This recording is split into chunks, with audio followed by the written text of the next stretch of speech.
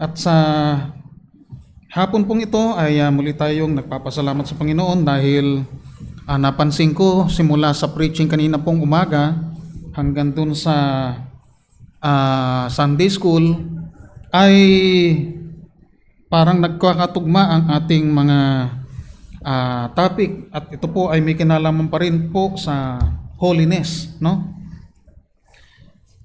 Kaya sana po ay mabasa rin natin ito ng buo, no? Itong aklat ng Leviticus, kasi napakagandang aklat nito, no? Tayo po muna ay sa sandaling manalangin. Amang Diyos, napakabuti mo po, Panginoon, sa bawat isa sa amin. Nihiling po namin, Panginoon, ang patnubay ng iyong banal na Espiritu sa aming pag-aaral ngayon. Hayaan mo, Diyos, na ikaw ang aming maluwalhati. Pangalan ni Jesus. Amen.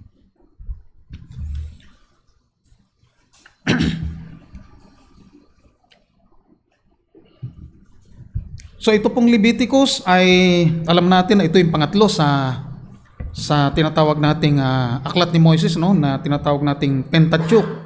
Doon po sa ibang salita, bakit tinawag itong Leviticus? Ang dahilan ay ito ay naglalaman ng tinatawag na law of the priest, mga batas ng mga saserdote. Okay? At kung mapapansin natin, itong Leviticus ay ipinangalan doon kay Levi dahil isa sa mga anak ni Jacob, dahil sila ang pinili talaga para sa paglilingkod sa tabernakulo. Si Moses ay isang Levites, ganoon din ang kanyang kapatid na si Aaron, no? At ang layunin ng aklat ng Leviticus ay para i-instruct ang Israel kung paano nila mamimaintain ang holiness doon sa kanilang komunidad at yung kanilang relasyon sa Diyos, para ang Diyos ay magpatuloy na manirahan sa gitna nila. Ngayon ang tanong lang po dyan, how can a holy God dwell in the midst of a sinful people?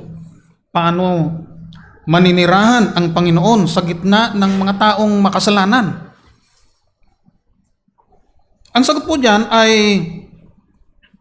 tatlo, no? Para ang Diyos ay makapanirahan sa gitna ng mga makasalanang kanyang mga taong makasalanan, ay una, kailangan nila ng bahay. Kaya nagkaroon ng nagtayo ang Diyos ng tabernakulo at doon siya maninirahan.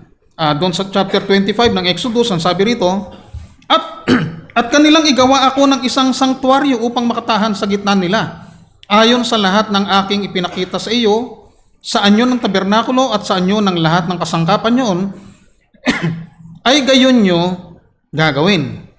Pangalawa sa mga kailangan, ay kailangan nila ng sacrifice. Kailangan nila ng mga handog na susunugin, kailangan nila ng saserdote na mangangasiwa ng mga paghahandog na yon.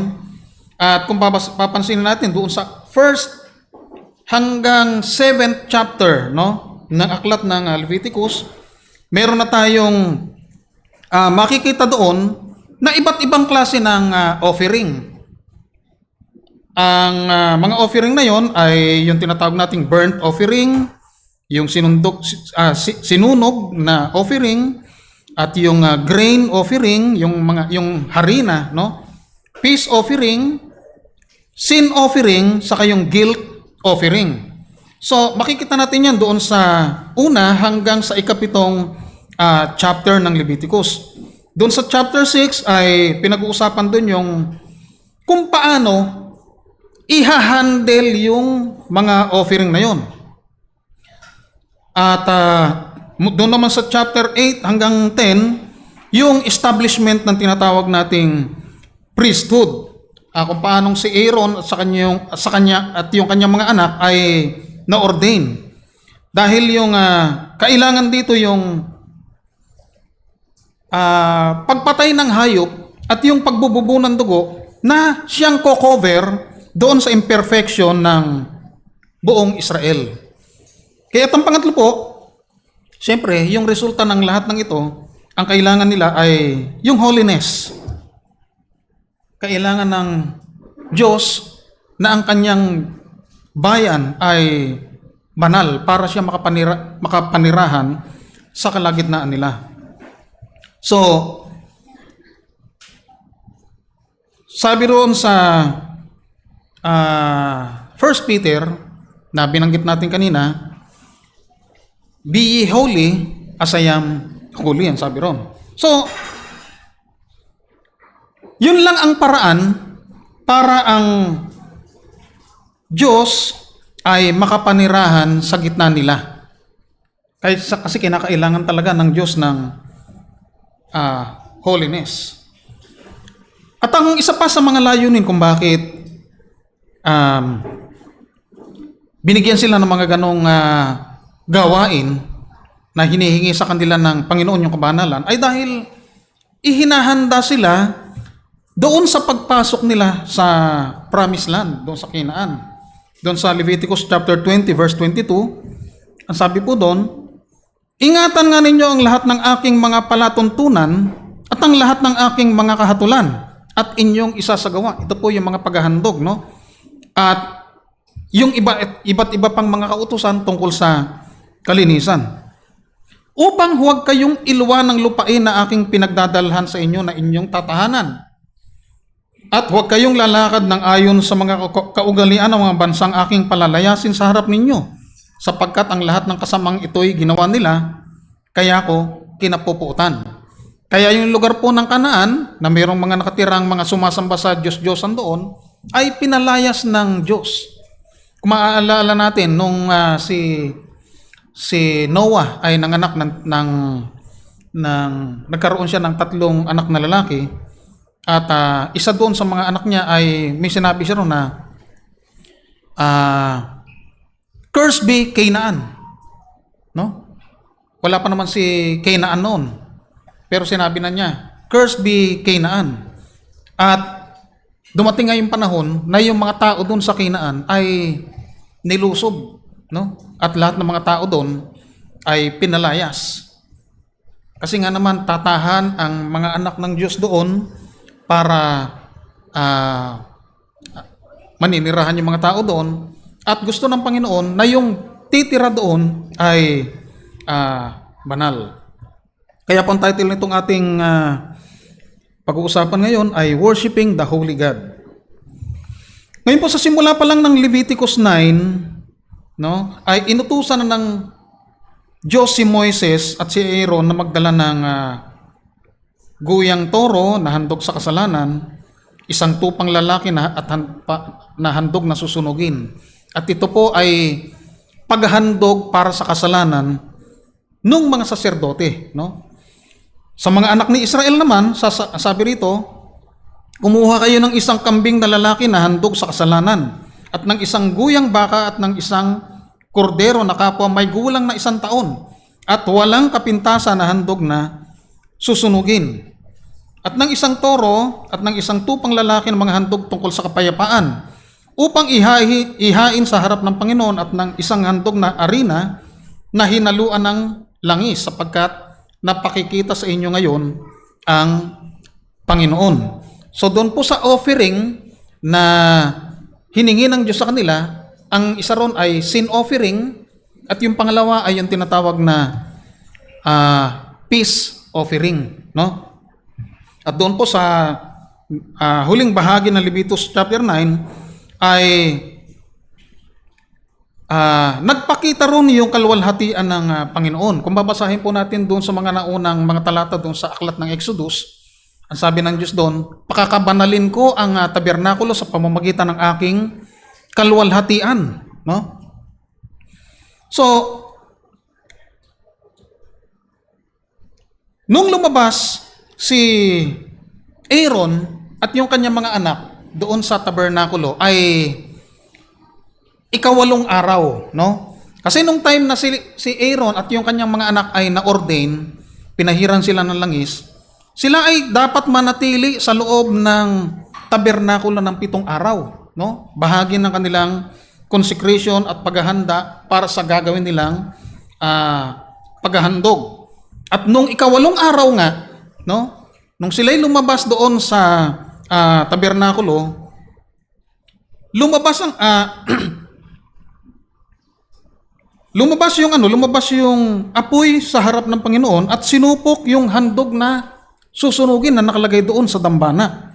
Tanda na yung approval ng Diyos sa kanilang ginagawang pagsamba ay ibinigay na ng Diyos. So nung nakita yun ng mga nung nakita yun ng buong Israel, nagsigawan sila at nagpatira pa. So ito pong mga talata dito sa chapter 10, kung babasahin natin ng buo, ay tumatalakay ito doon sa inaugurasyon ng pagsamba. Ito yung kauna-unahang pagsamba na gagawin ng buong Israel sa pamamagitan ng mga saserdote, kasama na rin si Moses doon, na sa umpisang-umpisa pa lang ng kanilang pagsamba ay makikita mo na kagad yung naging problema ng kanilang pagsamba, no? Sa paglilingkod sa Panginoon at yung relasyon sa Panginoon, bagamat ang Israel ay binigyan ng pribilehiyo sa lahat ng bansa sa buong mundo, nandoon naman yung kaakibat nun yung tinatawag na danger, no? Yung panganib. Dito sa verse 1 and 2, sabi rito, no? At si Nadab at si Abihu na mga anak ni Aaron ay kumuha ng bawat isa sa kanila ng kanya-kanyang suuban at sinidlan nila ng apoy at pinatungan ng kamangyan. At sila'y naghandog sa harap ng Panginoon ng ibang apoy na hindi iniutos sa kanila. At sa harap ng Panginoon ay may lumabas na apoy at sinupok sila at namatay sila sa harap ng Panginoon. So doon pa lamang po, doon sa mga naunang mga talata, malinaw na iniutos sa kanila ni Moises kung paanong gagawin yung tabernakulo, kung ano yung mga nandoon sa loob noon, ano yung magiging damit ng mga saserdote, ano yung mga detalye ng kanilang gagawing paghahandog, paano dadalhin yung mga dugo, ano yung gagawin sa dugo, doon sa langis na pampahid, at ano ba yung mga gagawin sa mga hayop na ito, no? Yung dugo ay yung ibang dugo ay dadalhin doon sa loob ng tabernakulo, at yung iba naman ay maiiwan doon sa labas ng tabernakulo. Okay? So dito po ay ang tanong, sinubukan ba ni Nadab at Abihu na lumampas sa altar ng insenso at pumasok sa tabing patungo sa pinakabanal na lugar?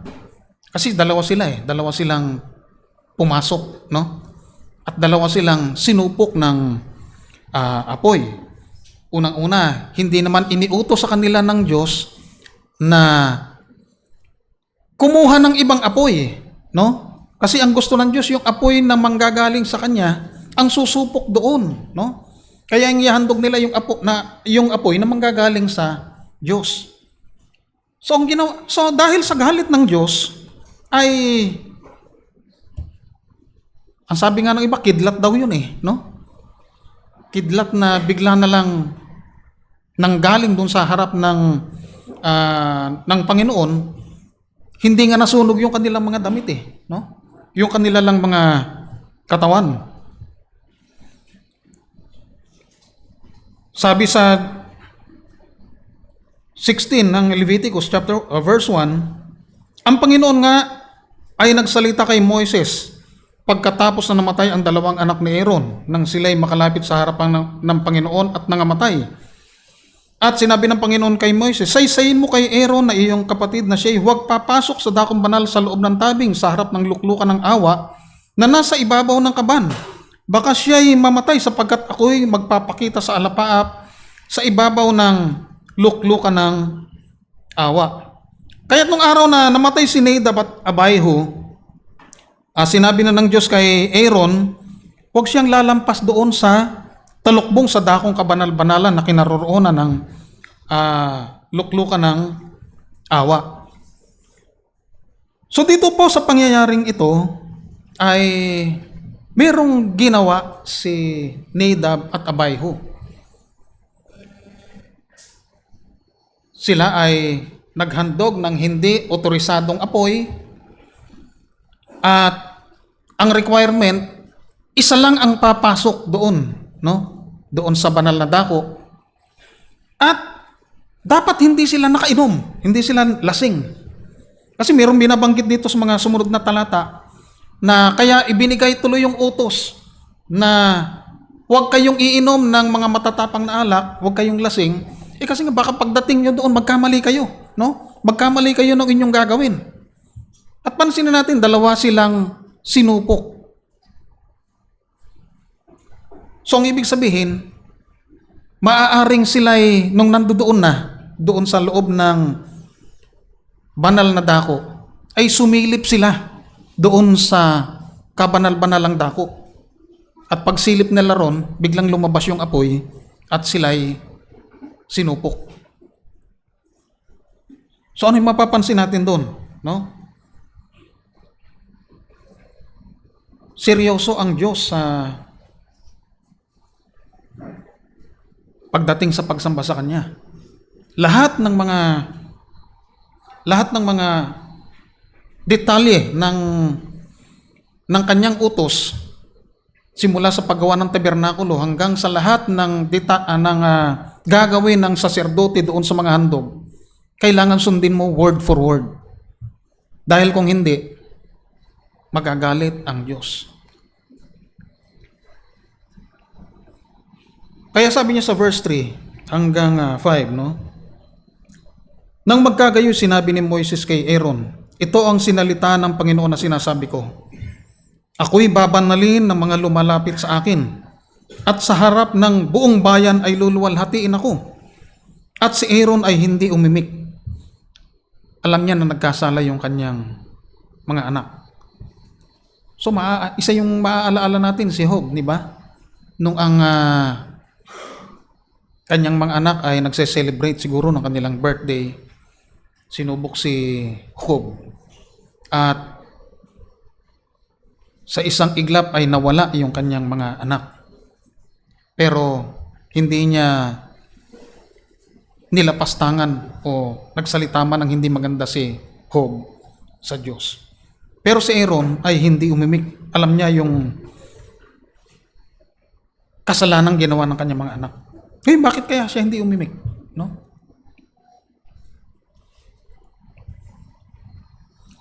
Kaya dapat sa pagsamba, dapat naroon yung takot at paggalang. Hindi dapat tinutokso ang Diyos. Sabi sa Galatians chapter 6 verse 7, ang Diyos ay hindi napabibiro. Seryoso ang Diyos sa pagdating sa pagsamba.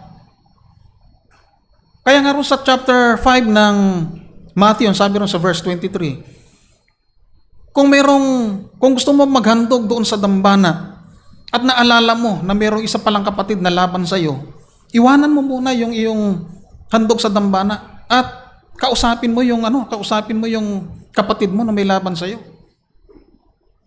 At pag nakausap mo na, saka ka pala mong bumalik at ihandog mo ang iyong hain sa dambana. So yung pong sinabi ng Panginoon ay related dito sa Leviticus, no? Kung paanong sinabi ng Panginoon dito yung tamang mga paghahandog, yung handog na susunugin, ay gayon niya sinabi sa Matthew chapter 5. Kaya kung sino man yung mga kapatid na mayroong mga laban sa kanyang kapwa kapatid, ihahandog sa dambana yung kanyang hain, at alam niyan may laban ang kanyang kapatid sa kanya, ay lumapit, no?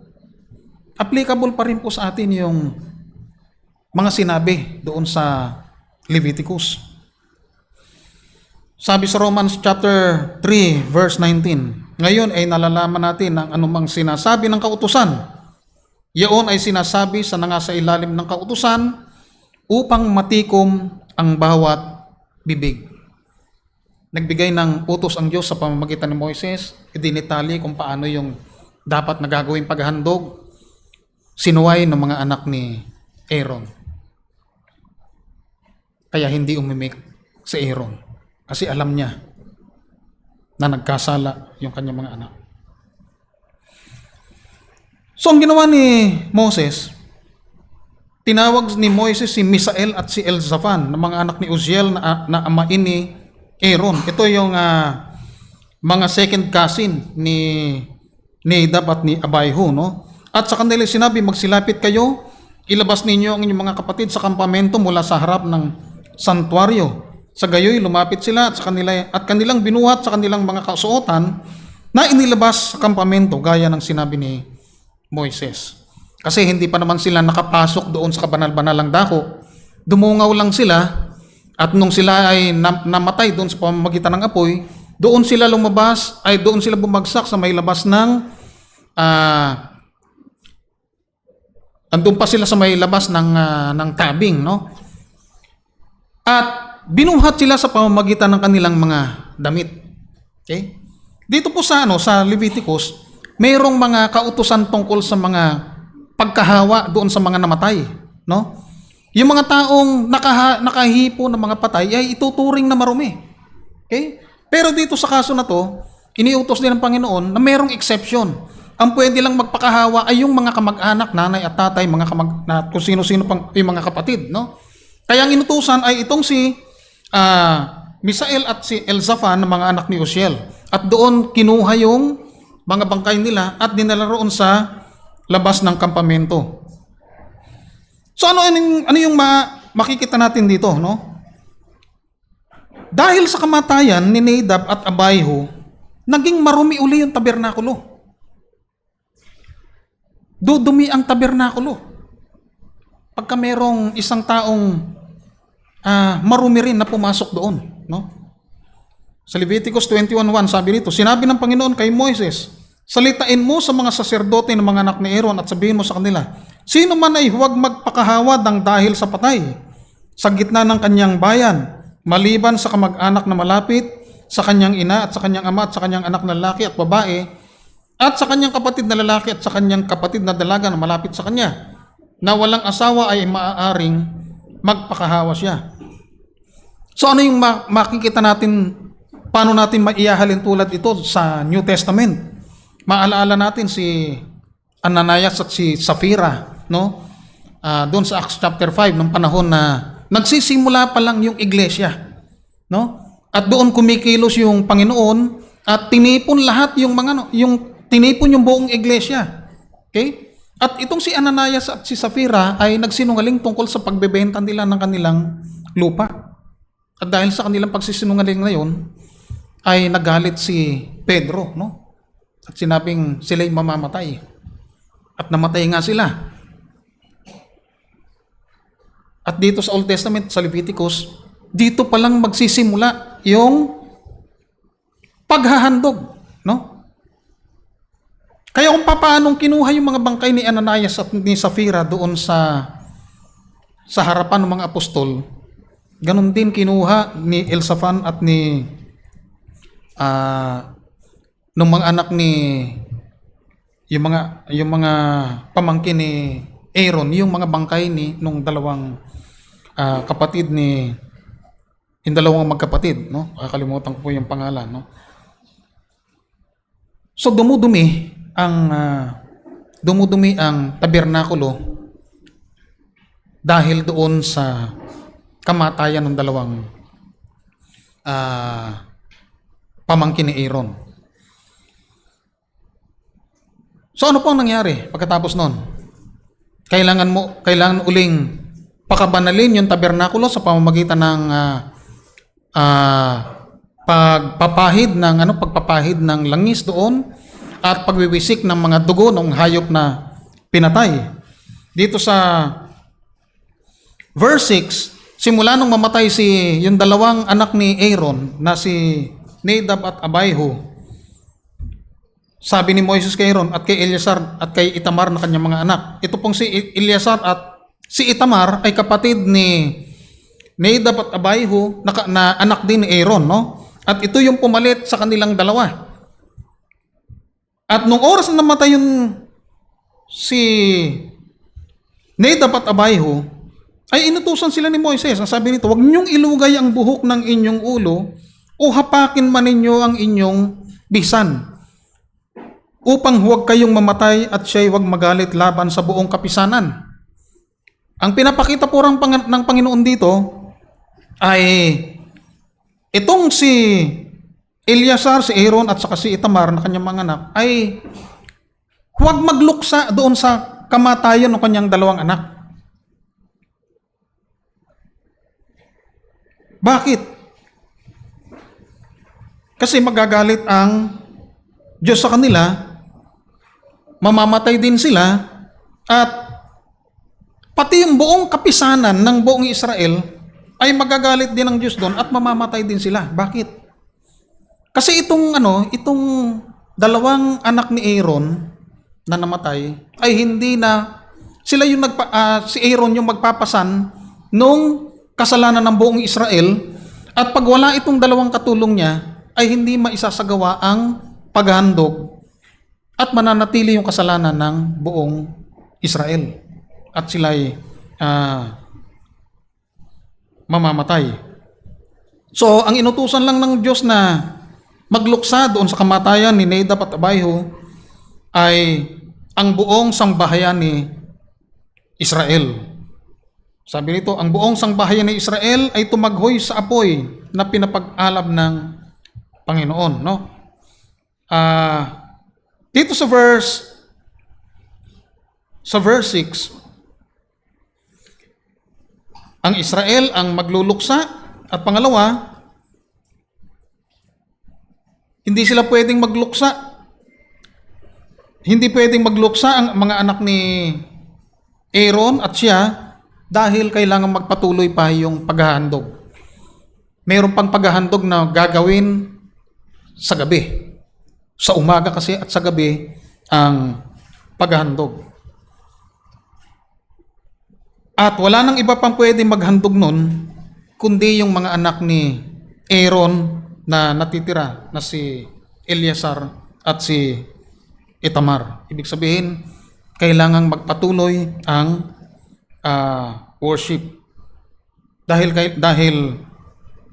kailangan tratuhin nila ang Diyos na banal, at ang Panginoon ay dapat i-honor sa kalagitnaan ng Israel.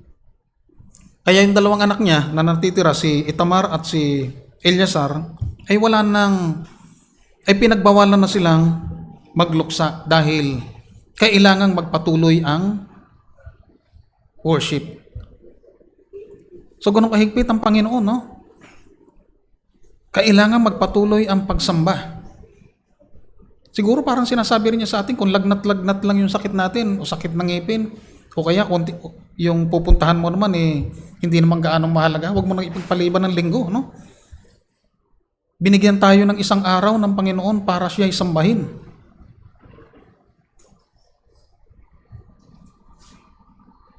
Kung gusto mong lumapit sa Panginoon, tratuhin mo siyang banal.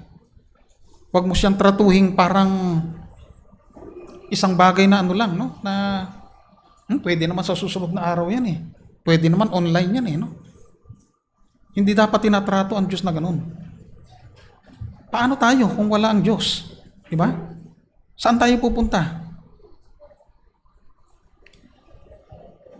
Pasalamat tayo dahil nagbigay pa ng pagkakataon ng Diyos sa kanila na makapaghandog, no? Para sila ay makapagpatuloy ng kanilang relasyon sa Diyos. Sa verse 8 hanggang 11, at sinilita ng Panginoon kay Aaron na sinasabi, huwag iinom ng alak o ng matapang na inumin man, ikaw at ang iyong mga anak man, pagka kayo'y papasok sa tabernakulo ng kapisanan, upang huwag kayong mamatay. Magiging palatuntunang walang hanggan sa buong panahon ng inyong mga lahi, upang inyong malagyan ng pagkakaiba ang banal at ang karaniwan, ang karumal-dumal at ang malinis, at upang inyong maituro sa mga anak ni Israel ang lahat ng palatuntunang sa kanila ay sinalita ng Panginoon sa pamamagitan ni Moises. So dahil doon sa nangyari na kamatayan ni Nadab at Abihu, na ang dahilan ay ng kanilang pagkakamali ay dahil sa kanilang kalasingan, no? Sinasabi ng iba rito, lalo na kay Matthew Henry, na maaaring hindi naman sila lasing kasi iniutos na ng Diyos sa kanila na huwag maglasing pag pumapasok doon no? Pero ito pong pangyayari kasing ito ay lalong-lalo na yung pagkain ng yung tinatawag na peace offering.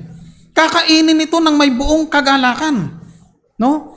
Ang mapupunta kay Aaron at sa kanyang mga anak ay yung inalog na yung tinatawag na wave offering, yung dibdib, no? At yung kanang hita nung handog na sinunog. So paano inaano yung paano wini-wave yun? Pataas, no? Pataas at pababa ang pagwe-wave nung dibdib at nung hita. So ito po ay kakainin nila ng may kagalakan dahil ang kanilang relasyon sa Diyos ay napanatili. Ito yung paraan nila ng pagko-consecrate nila sa Diyos para ang samahan nila ng Diyos ay mapanatili. Okay? At pinagbabawalan silang uminom dahil baka hindi nila ma-distinguish yung banal at ang karaniwan. Pag binasa natin doon sa Leviticus chapter 17 at 18, makikita natin doon yung pagsamba sa Diyos-Diyosan, may mga dapat mong hindi gawin. Ito po yung mga banal at karaniwan. Yung pag sinabing karaniwan doon ay profane, no? Ibig sabihin parang ito ay merong merong parang may kabastusan, di ba? May kahalayan, ibig sabihin. At doon sa ibang mga doon sa chapter 11 hanggang 15 ay sinasabi ron yung mga pagkain hindi dapat kainin at ano yung mga dapat kainin.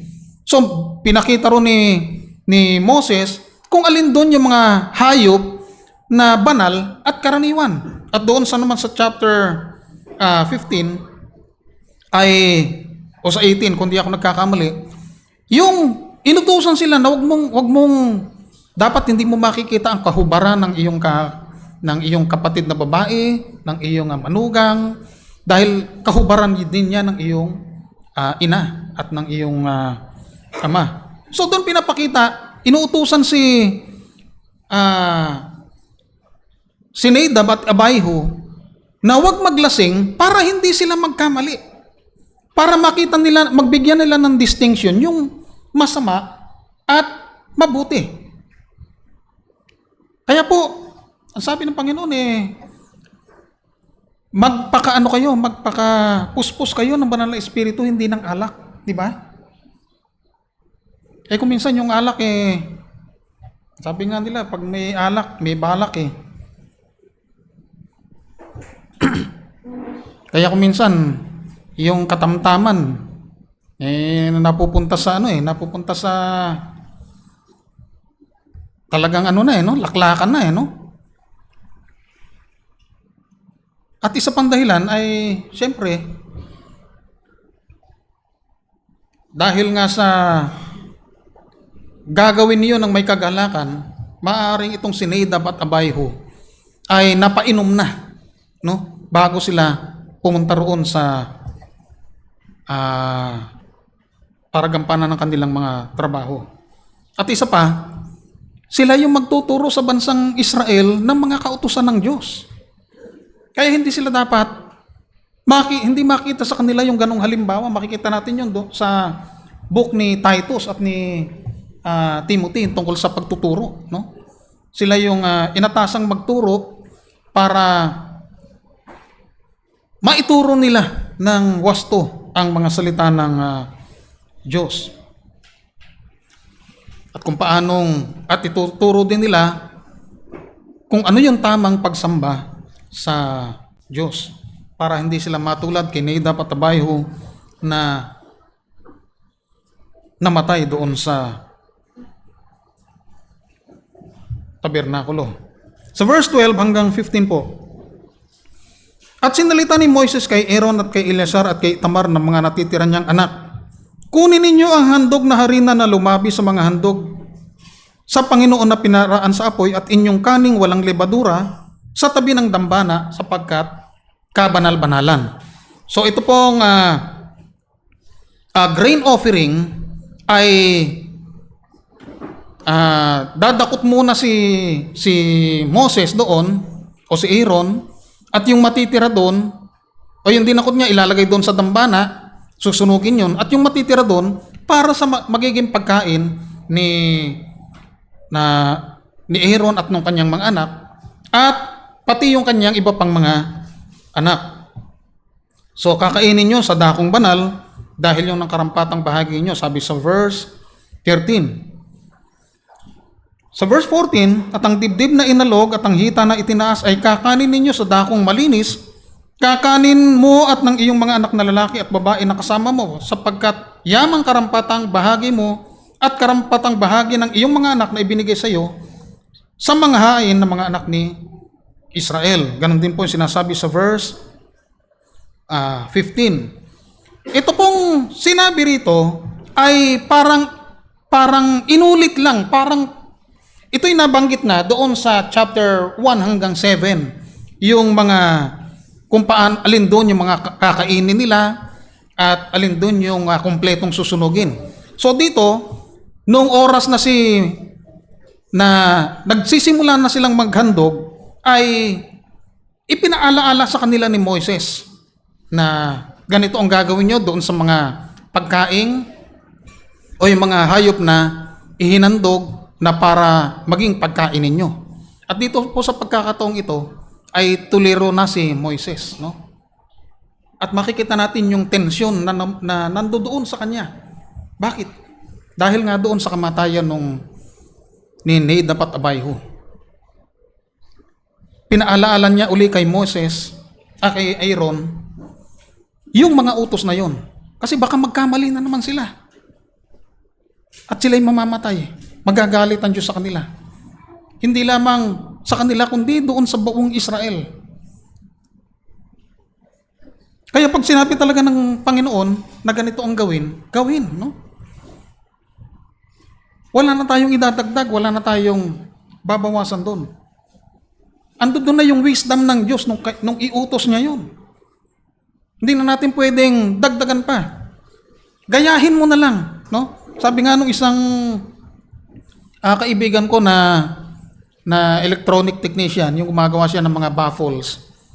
Nakita niya yung kung paano ginawa yung baffles, ano yung mga materials na ginamit doon.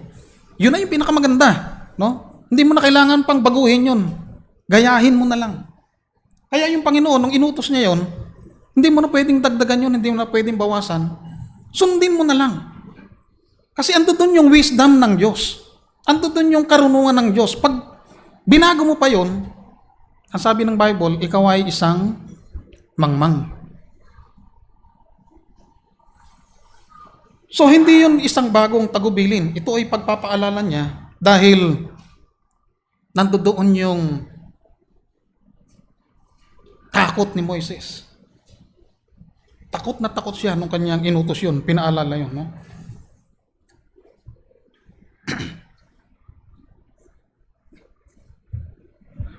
Kaya sabi nun, sa gitna ng lahat ng kaguluhan ng Diyos ngayon sa pamamagitan ni Moises ay nagsabi kay Aaron na huwag kalimutan ng iyong mga tungkulin. Okay? Pero may problema uli. Nagkaroon uli ng isang problema. Nawawala yung handog na susunugin. Nakakainin sana nila. Nawawala. Kaya sabi rito sa verse 16 hanggang 18, hinanap ni Moises ng buong sikap ang kambing na handog dahil sa kasalanan. So buong sikap niyang hinanap, no? Saan na kaya napunta yun? Yung pala nasunog. Sabi rito, narito nasunog. At nagalit kay Eleazar at kay Itamar ng mga anak ni Aaron na natira na sinasabi, bakit hindi ninyo kinain ng handog dahil sa kasalanan sa dakong sanktuaryo? Yamang kabanal-banalang bagay at sa inyo'y ibinigay upang dalhin ang kasamaan ng kapisanan na itubo sa kanila sa harap ng Panginoon. Kasi kailangan kainin yun eh. Yung dugo ng hayop na hindi mo naman dinala doon sa kabanal-banalang dako na hindi iwinisik yung dugo doon, pwedeng kainin yun. Pero pag kayong hayop, ay yung dugo nun ay iwinisik, ay dinala ni Aaron sa banal-banalang dako. Hindi na pwedeng kainin yun. Susunugin na yun sa labas ng kampamento. No? So, nasunog. Siguro dahil sa kalungkutan, labis na kalungkutan ni Aaron sa pagkamatay ng kanyang anak at dinaramdam niya ng husto yung nangyari sa kanyang mga anak, nakalimutan na niya, nasunog. No? So, ganun na lang yung pag-aalala, labis na pag-aalala ni Moises dahil sa hindi na naman nila ginawa yung utos ng Diyos. Isa yun sa mga utos na kailangan gawin nila eh. No? Sa verse 17, bakit hindi ninyo kinain ng handog dahil sa kasalanan sa dakong santuario, yamang kabanalang bagay, at sa inyo ibinigay upang dalhin ang kasamaan ng kapisanan na itubo sa kanila sa harap ng Panginoon? Narito, hindi ipinasok ang dugo niyaon sa loob ng sanktuaryo, nararapat sana ninyong kanin sa sanktuaryo gaya ng iniutos ko. Okay? So, siguro nararamdaman natin yung tensyon ni Moses sa pangyayaring yon, no? Kasi alam na niya kung paano magalit ang Diyos. Ang sabi nga doon sa Hebrews, ang Diyos ay isang apoy na mamumugnaw. At sana po wag tayong dumanas ng ganun dahil lang sa ating pagsuway, no? Bakit ninenervyo si Moses?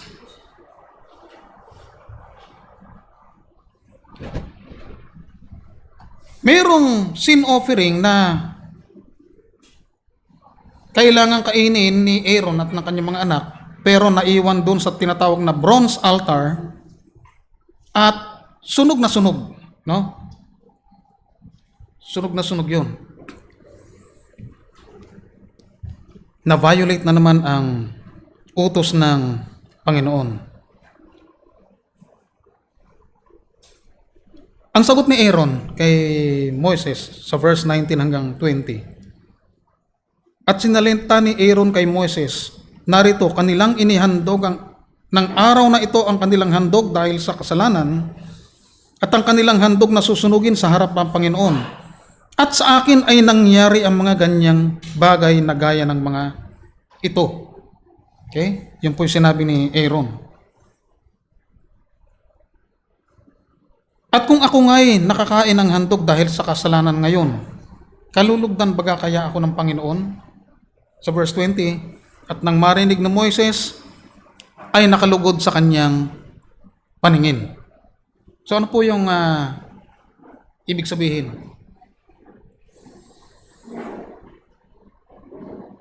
Sa pagdadalamhati ni Aaron, ay dapat sana kakainin yun ng buong saya, yung peace offering. Pero dahil nga sa karanasan niya, yung karanasan niya sa Panginoon, at nakita niya na mismong doon sa tabernakulo ay kung paanong namatay yung kanyang anak, at ikinagulat niya yon, at natagalan bago mawala sa kanya, hindi siya makamove on. Hindi pa rin nawawala sa kanya yung sakit nun, no? At yun ang isa sa mga bagay kung bakit hindi niya magawang kumain ng may kasiyahan. Kaya sabi niya, kung kakain ako ng mga bagay na ito, na merong pagluluksa sa aking puso, na ang dapat sana meron akong katuwaan, kasi salo-salo yun no? Ando doon yung inuman, basta lahat ng kasiyahan ando doon. Kasi yun ay peace offering nila sa Panginoon. Kung kakain ako niyan, bilang pag-worship ko sa Diyos, pero nandoon yung luksa sa aking puso, matutuwa kaya sa akin ng Panginoon? Kaya sabi ni Moses, at nang marinig ni Moses, nakalugod sa kanyang paningin. So ano po yung makikita natin dito? Nalabag ang utos, pero umiral yung biyaya ng Diyos. Sa chapter 103 ng Aklat ng Mga Awit, sa verse 8, the Lord is compassionate and gracious, slow to anger, and abounding in mercy. Siya ay mapagbiyaya at banayad sa pagkagalit. Bagamat nasuway ni Aaron yung utos na yon na kanilang kanin, ay isinaalang-alang niya yung damdamin ni Aaron at ng kanyang at ni Moises at ni ng kanyang ni Aaron, no? So anong mapapansin natin doon sa mga narinig natin? Pag sinabi ng Panginoon na pag tayo ilalapit sa Diyos sa oras ng pagsamba, bagamat alam natin na ang Diyos ay mapagbiyaya, hindi pa rin natin dapat wag nating baliwalain yung kanyang mga palatuntunan, lalo na sa pagsamba. Kaya doon sa Malakay, makikita nyo, galit na galit ang Diyos doon sa mga saserdote, kasi ang kanilang mga inahandog, mga pilay, mga tupang bulag, may bali yung paa, galisin. Kung ibigay nyo yan sa mga gobernador, matutuwa kaya sila? Tapos yung mga saserdote hindi nagtuturo. Mali na yung tinuturo. Na dapat sana sila yung magtuturo kung paano magiging banal sa harap ng Diyos. Kaya dito po makikita natin na bagamat ang Diyos ay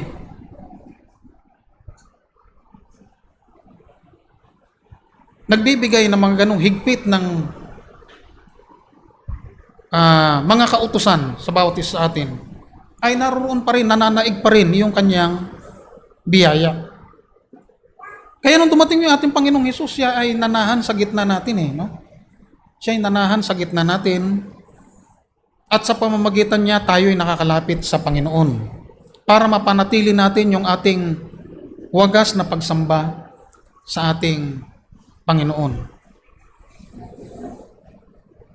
Kaya kung lalapit po tayo sa ating Panginoon, papakabanalin natin, ituring nating banal ang Diyos.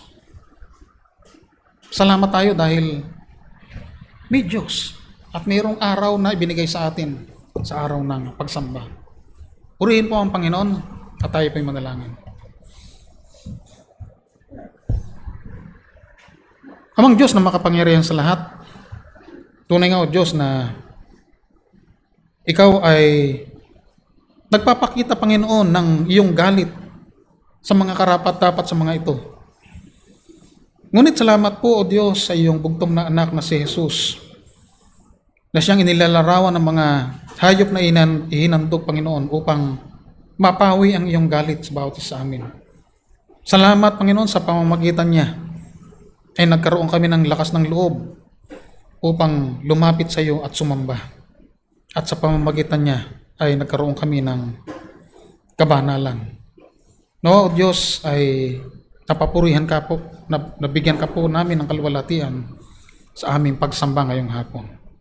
Maraming salamat po sa pangalan ni Jesus. Amen.